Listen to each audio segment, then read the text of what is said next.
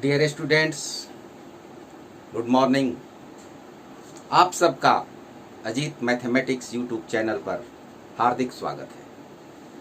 अभी तक हम लोग जिस कड़ी में अध्ययन कर रहे हैं उसमें हम लोगों ने Euclid division algorithm, prime factorisation, इसकी सहायता से एचसीएफ, एलसीएम ज्ञात करना सीखा है।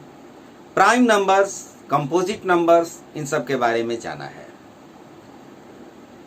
पिछले क्लास में मैंने आपको एक होमवर्क दिया था, क्वेश्चन नंबर 7।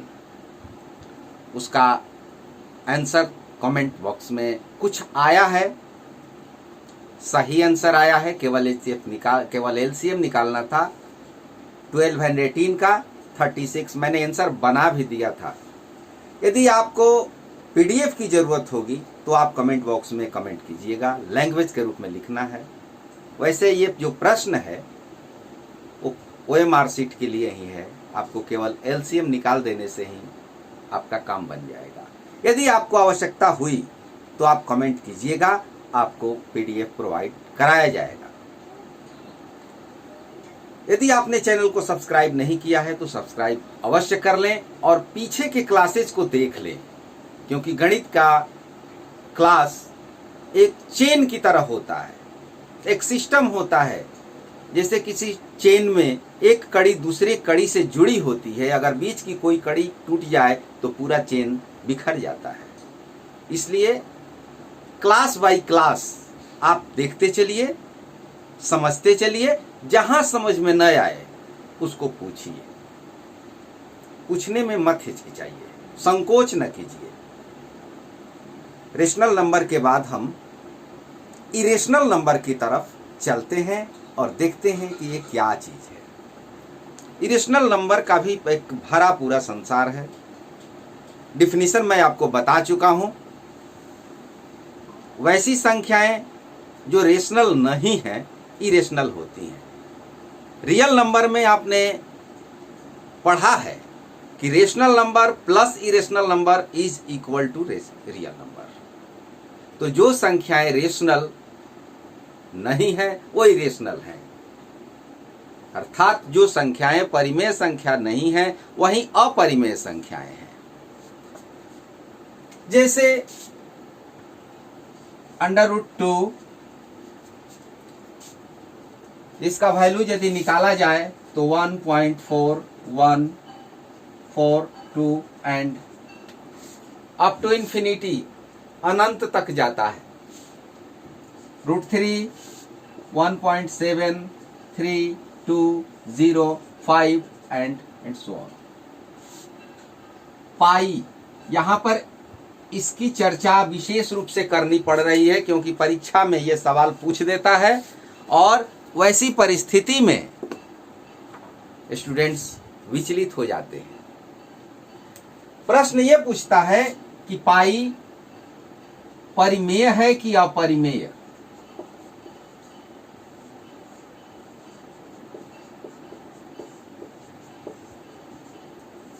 रेशनल और इरेशनल,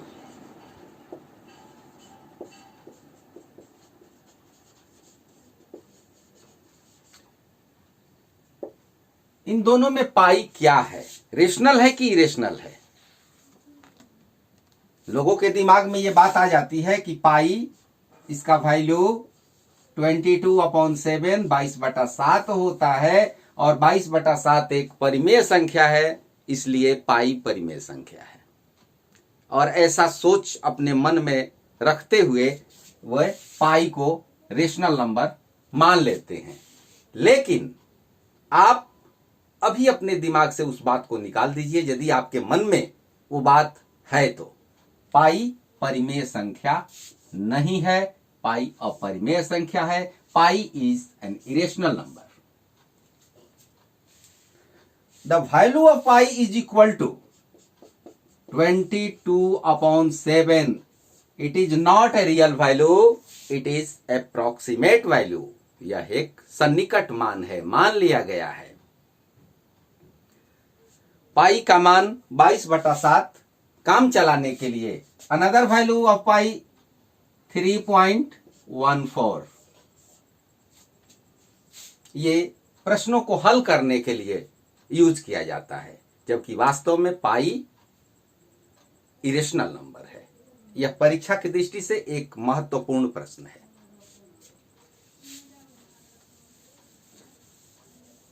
आपको कुछ प्रमेय दिए हुए हैं बुक में। यदि आपके पास बुक है तो आप बुक निकाल लें, बुक खोलें और उसमें थ्योरम 1.3 थ्योरम है। Let P be a prime number. Theorem 1.3 let P be a prime number. पहले मैं थ्योरम लिख देता हूं, उसके बाद समझा देता हूं, तब आगे बढ़ेंगे।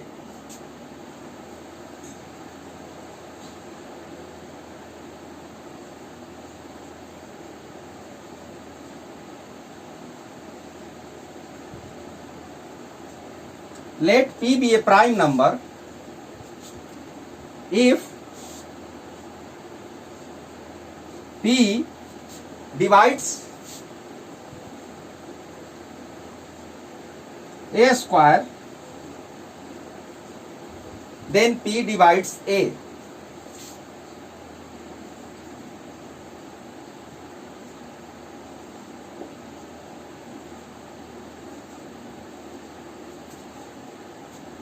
Where A is an positive integer.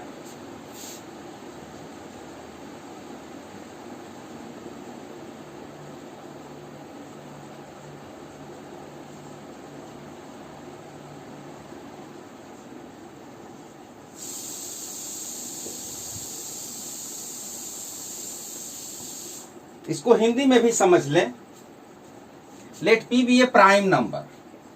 तो मान लिया कि P कोई प्राइम नंबर है, यानी अभाज्य संख्या है। नंबर समझते ही हैं। P डिवाइड्स ए स्क्वायर। P डिवाइड्स, भाग देता है ए स्क्वायर को। P ए स्क्वायर को विभाजित करता है, डिवाइड करता है। देन P डिवाइड्स ए। यदि P ए स्क्वायर को डिवाइड करता है तो P ए को भी डिवाइड करता है। Where A is an positive integer. It is condition, A is positive integer. उदाहरण लेकर के इसको सीख लेते हैं। A पॉजिटिव इंटीजर है, तो पॉजिटिव इंटीजर को क्या सूचित करते हैं? पॉजिटिव इंटीजर कहां से शुरू होगा? 1 से। Means natural number, naturals. Positive integers means naturals. 1, 2, 3, 4 and so on. P कोई संख्या है, अभाज्य संख्या है, और ए स्क्वायर को डिवाइड करती है, यानी ए स्क्वायर। ए स्क्वायर मीन्स हमें स्क्वायर वाली संख्या लेनी है, वर्ग संख्या लेनी है। वर्ग संख्याएं कौन कौन? 1 से शुरू होंगी। 1, 4, 9, 16, 25, 36, 49 एंड सो ऑन। जिस संख्या का पूरा पूरा वर्गमूल निकल जाए वो संख्या वर्ग संख्या, परफेक्ट स्क्वायर। तो ए स्क्वायर डिवाइड होता है P से। इसमें से कोई भी एक संख्या हम चूज करते हैं। जैसे सपोज आई चूज 16। 16 को मैंने लिया ए स्क्वायर की जगह पर।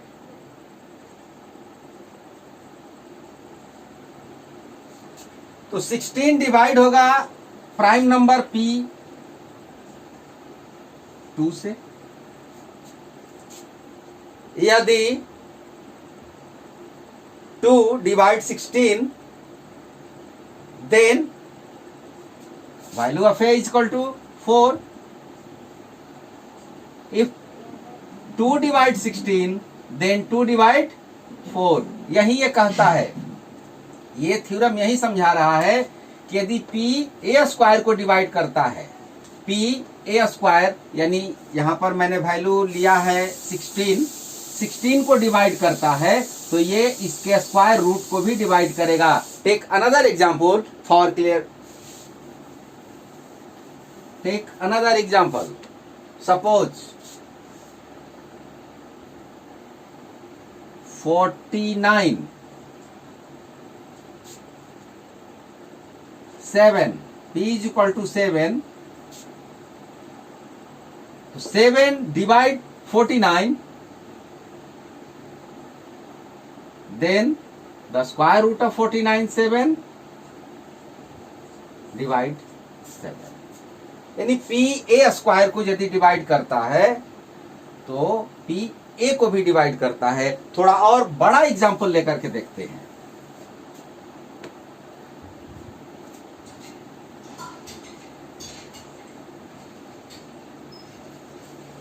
$729, prime number taken 3, p is equal to 3. If p divide 729, then p also divide the square root of 729, what is 27. कहने का मतलब कि p का मान 3 अभाज्य संख्या यदि 729 को विभाजित करती है तो ये 3 729 का स्क्वायर रूट अर्थात वर्गमूल 27 को भी विभाजित करेगी। यही थ्योरम है, बस आपको थ्योरम अपने मस्तिष्क में बैठा लेना है, याद रखिएगा, स्टेटमेंट याद रखिएगा। इसके आधार पर आप प्रश्न हल करेंगे। अब एक अति महत्वपूर्ण प्रश्न की ओर हम चलते हैं जो कि परीक्षा की दृष्टि से अति महत्वपूर्ण प्रश्न है। प्रूव दैट, एग्जाम्पल का सवाल है और बुक में तो ये थ्योरम के रूप में ही लिखा है। √2 is an irrational number, theorem 1.4, √2 is irrational.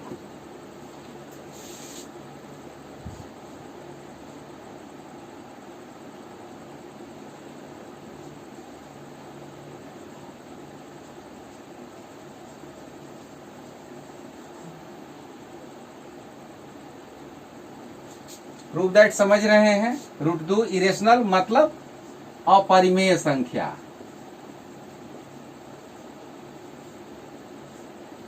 यही सिद्ध करना है कि √2 अपरिमेय संख्या है। ऐसे प्रश्नों को सिद्ध करने के लिए हम कंट्राडिक्शन मेथड का उपयोग करते हैं, जो थ्योरम इसके पहले अभी बताया, एक्सप्लेन किया थोड़ा सा, उसका भी इसमें हेल्प लेंगे। आइए इसके लैंग्वेज को समझें, कैसे लिखा जाता है। कक्षा 8 में आप √2 के बारे में स्क्वायर रूट निकाले होंगे तो देखे होंगे कि इसका जो वैल्यू होता है वो इन्फिनिटी होता है, अर्थात ये डिवाइड नहीं होता है, अंत में शेष 0 नहीं बचता है, ये भाग देते देते देते बढ़ते जाता है। तो ऐसी संख्या जिसका अंत न हो, जिसका मान अपरिमित हो, अपरिमेय संख्याएं कहलाती हैं, इरेशनल नंबर कहलाती हैं। इसके लैंग्वेज को आप समझिए।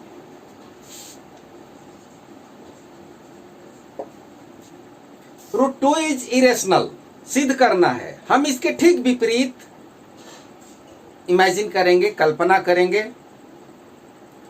इसके विपरीत कल्पना क्या होगी? अपरिमेय का विपरीत अपोजिट क्या होगा? परिमेय यानी रेशनल। यदि संभव हो तो मान लिया, यहां पर ये शब्द है, यदि संभव हो तो, संभव नहीं है तो बात अलग है। यदि संभव हो तो मान लिया, if possible, we suppose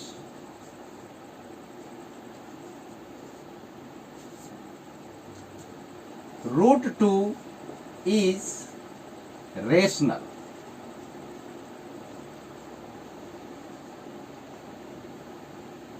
proof करना है इरेशनल, मान लिया rational.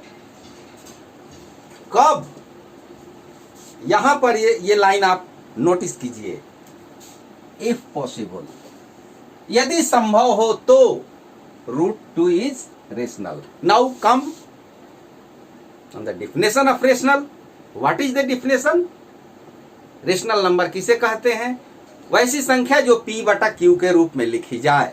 The number which is written in the form of p upon q where p and q both are integers and q does not equal to 0।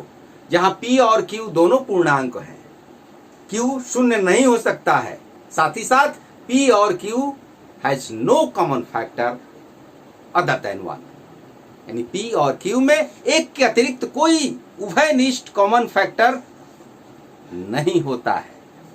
उसी का प्रयोग यहां करेंगे। तो हमने मान लिया कि √2 रेशनल नंबर है, तो रेशनल नंबर को हम p अपॉन q के रूप में लिख सकते हैं। We can write √2 is equal to p upon q where q does not equal to 0 and p and q has no common factor other than 1. It means the HCF of P and Q is 1.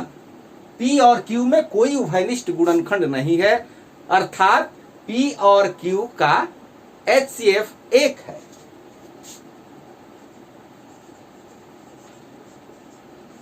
HCF of P and Q is 1.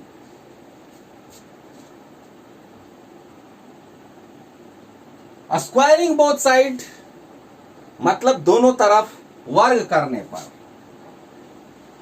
Squaring both side दोनों तरफ वर्ग करने पर।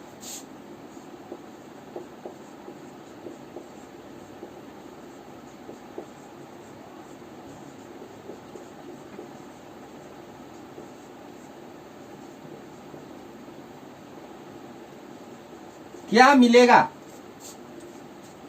दोनों तरफ square करेंगे तो क्या मिलेगा? √2 का स्क्वायर करेंगे तो 2 मिलेगा। यहां हो जाएगा p स्क्वायर, यहां हो जाएगा q स्क्वायर।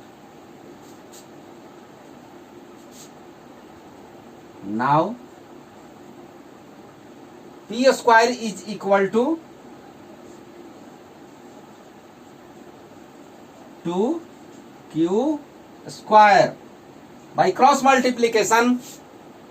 बहुत प्राचीन तरीका है क्रॉस मल्टीप्लीकेशन, आपके लिए नया नहीं है।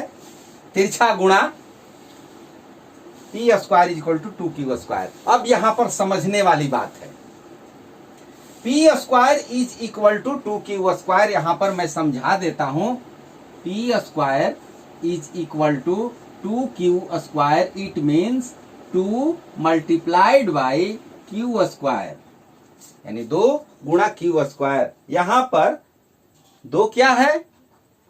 इस संख्या का एक फैक्टर है, एक गुणनखंड है, यानी p स्क्वायर 2 से विभाजित है और 2 अभाज्य संख्या है। तो यहां p स्क्वायर 2 से विभाज्य है, 2 p स्क्वायर को विभाजित करता है, अर्थात 2 p को भी विभाजित करता है। 2 डिवाइड्स p स्क्वायर। ऊपर का स्पेस थोड़ा हम खाली करते हैं।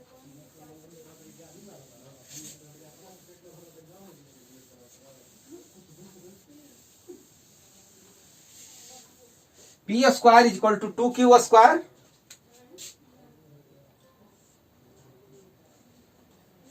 It means 2 divides p square. 2 is prime number.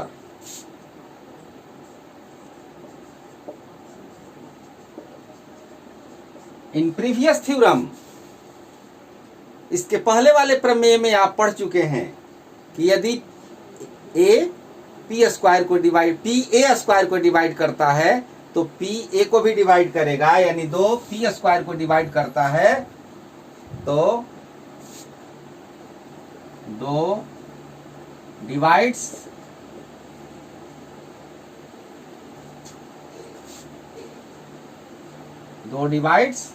p। 2 यदि p स्क्वायर को डिवाइड करता है तो 2 p को भी डिवाइड करेगा। इसके पहले वाला थ्योरम बताया कि यदि 2p² को डिवाइड करता है तो 2p को भी डिवाइड करता है। अब आगे बढ़ते हैं। तो जब 2p को डिवाइड करता है तो इसका मतलब हुआ कि p में एक कॉमन फैक्टर है 2। It means 2 is one of the common factor of p. Therefore, so we let p is equal to 2m. We let p is equal to 2m, यानी जब p 2 से विभाज्य है तो p का एक गुणनखंड 2 होगा, और एक गुणनखंड 2 होगा तो कुछ और संख्या होगी जो भागफल के रूप में आएगी, यानी p is equal to 2m.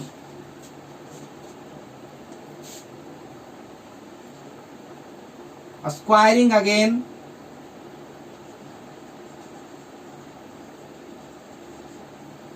squaring both sides, we get, दोनों तरफ वर्ग करने पर हम पाते हैं, क्या पाते हैं?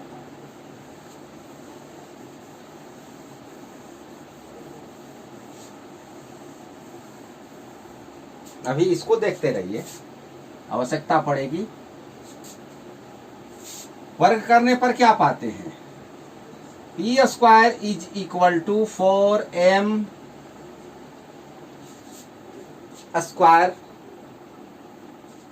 that is equation number 2. In equation number 1 p² is equal to 2q², and equation number 2 p² is equal to 4m². Both equations has equal LHS. दोनों समीकरणों में लेफ्ट हैंड साइड का वैल्यू बराबर है। तो जब लेफ्ट हैंड साइड बराबर है तो राइट हैंड साइड भी बराबर होगा। बस इसी का उपयोग करेंगे। From equation number 1 and 2, from equation 1 and 2, समीकरण 1 और 2 से क्या मिल रहा है? समीकरण 1 और 2 से क्या मिल रहा है? ये वैल्यू बराबर है, ये दोनों वैल्यू बराबर है, तो ये वैल्यू बराबर होगा। यानी क्या बराबर होगा? 2q² is equal to 4m², यानी 2q² is equal to 4m²। इसी को लिखेंगे।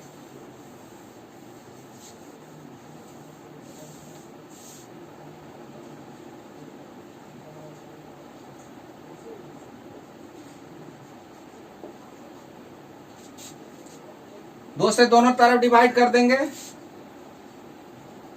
q² is equal to 2m² divided by 2 both sides. एक बार फिर उस थ्योरम को यहां पर लागू करते हैं, अप्लाई थ्योरम करते हैं यहां पर कि यदि p a² को डिवाइड करता है तो p a को भी डिवाइड करता है। यहां पर q² को 2 डिवाइड कर रहा है, q² डिवाइडेड बाई 2, यानी 2 डिवाइड्स q²।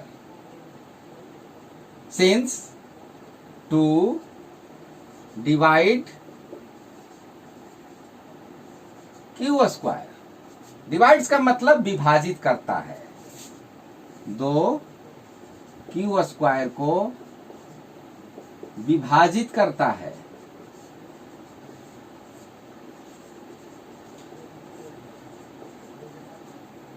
तो 2 जब q² को विभाजित करता है तो 2 q को भी विभाजित करता है। Implies 2 divides q। अब आगे देखिए क्या लिखना है। एक कंडीशन में हमने पाया कि 2 p को डिवाइड करता है, दूसरे कंडीशन में पा लिया कि 2 q को डिवाइड करता है, और जो हम सपोजिशन लिए हैं, जो माने हैं, उसमें हमने माना है कि p और q में कोई उभयनिष्ठ गुणनखंड नहीं है। P and Q has no common factor other than 1. It is contradiction. यह विरोधाभास है। हमने माना है कि उसका HCF 1 है, यहां पर आ रहा है कि HCF 2 है, क्योंकि P और Q दोनों में 2 कॉमन फैक्टर। यहां हम देखते हैं, Here we see that, यहां हम देखते हैं P and Q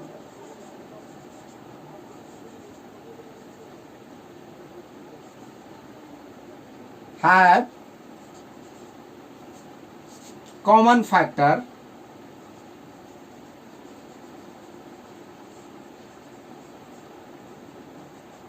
2.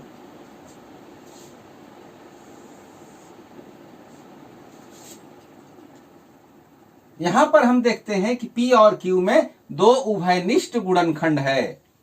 Therefore our supposition is false.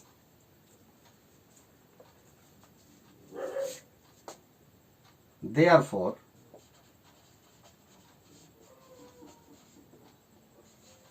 our supposition is false, wrong. हमारी मान्यता गलत है। हमारी मान्यता जो हमने माना है या कल्पना किया है,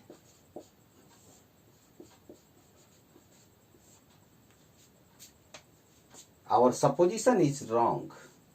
इसके ऊपर एक लाइन यहां लिखेंगे, it is contradiction. It is contradiction. थोड़ा स्पष्ट लिख देते हैं।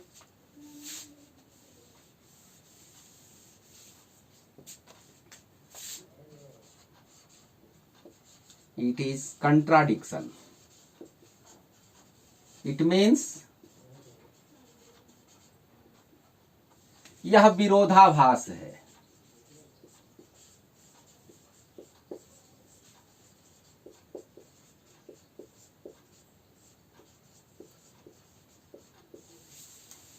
अतः हमारी मान्यता गलत है। Therefore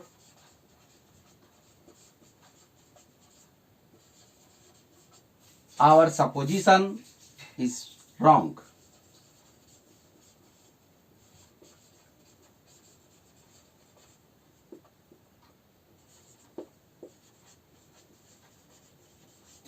हमारी मान्यता गलत है या कल्पना गलत है। क्या मान्यता गलत है?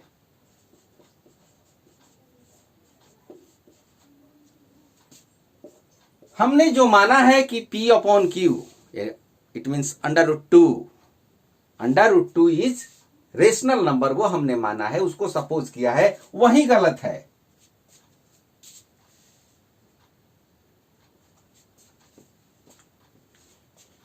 Hence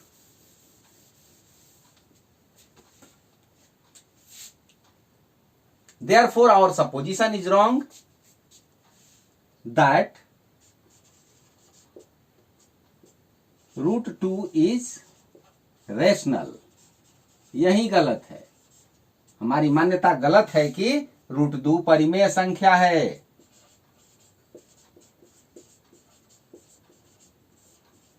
तो जब हमारी मान्यता गलत हो गई कि √2 परिमेय संख्या है, तो क्या बच गया?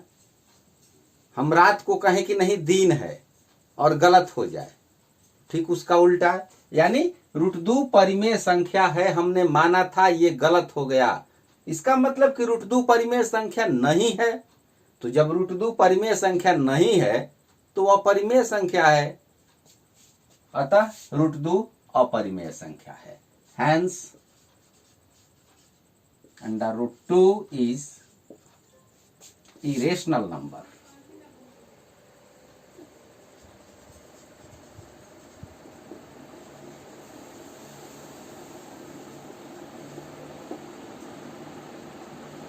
प्रूव्ड।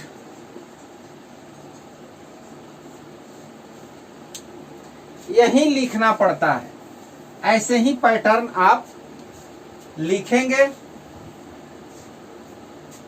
इसके बाद इसमें प्रश्न है,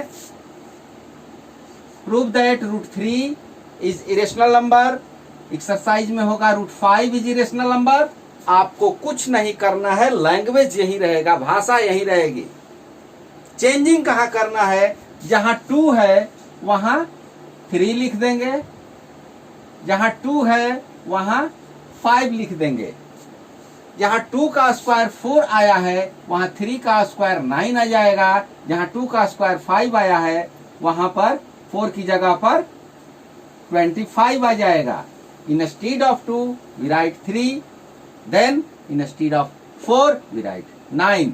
2 के बदले में 3 आएगा तो 4 के बदले में 9 लिखेंगे। 2 के बदले में यदि 5 आएगा तो 4 के बदले में 25 लिखेंगे। लैंग्वेज यही रहेगा, केवल अंकों को आप बदल दीजिएगा, एक्सचेंज कर दीजिएगा, बाकी लैंग्वेज यही रहेगा। इसको समझिएगा बढ़िया से। ये थ्योरम यदि आया परीक्षा में 5 मार्क्स का तो पूरा लिखना होगा। ऐसा क्वेश्चन 5 मार्क्स का आ सकता है। अंक मिले चाहे न मिले, ज्ञान मिलना चाहिए। ज्ञान चाहे कहीं से भी हो, आपको इकट्ठा करना है। ज्ञान ही आपका आधार है। अंक पाना कोई बड़ी बात नहीं है। अंक पा लेने से ज्ञान नहीं होता है। यह आवश्यक नहीं है कि अंक पा लिया तो हमारे पास ज्ञान है, लेकिन यदि आपके पास ज्ञान है तो आपको अंक पाने से कोई नहीं रोक सकता है। आपको सफलता तक पहुंचने से कोई नहीं रोक सकता है। यदि अच्छा लगे तो लाइक कीजिएगा, होमवर्क कीजिएगा और कमेंट बॉक्स में अपना नाम, अपनी प्रतिक्रिया, अपने विद्यालय का नाम भी आप डालिए, ताकि पता चले कि आप किस विद्यालय के छात्र हैं। आपके नाम के साथ साथ आपके विद्यालय का नाम भी रोशन हो। समझ रहे होंगे बात। कुछ लोग अपने ईमेल आईडी से पोस्ट कर देते हैं। ईमेल आईडी आपका नहीं बना होता है, वो आपके घर के किसी दूसरे सदस्य का बना होता है। इसलिए वहां पर आप अपना नाम लिखिए, अपने विद्यालय का नाम लिखिए, जिससे कि पता चले, ये भी पता चले कि आपने हमारे साथ साथ चल करके और इस पूरे कोर्स को स्टडी किया है। जहां पर नहीं समझ में आए, आप अपना प्रश्न पूछने से हिचके नहीं, बिल्कुल संकोच न करें, निसंकोच पूछ लें। Thank you, all the best. अगले क्लास में फिर मिलेंगे।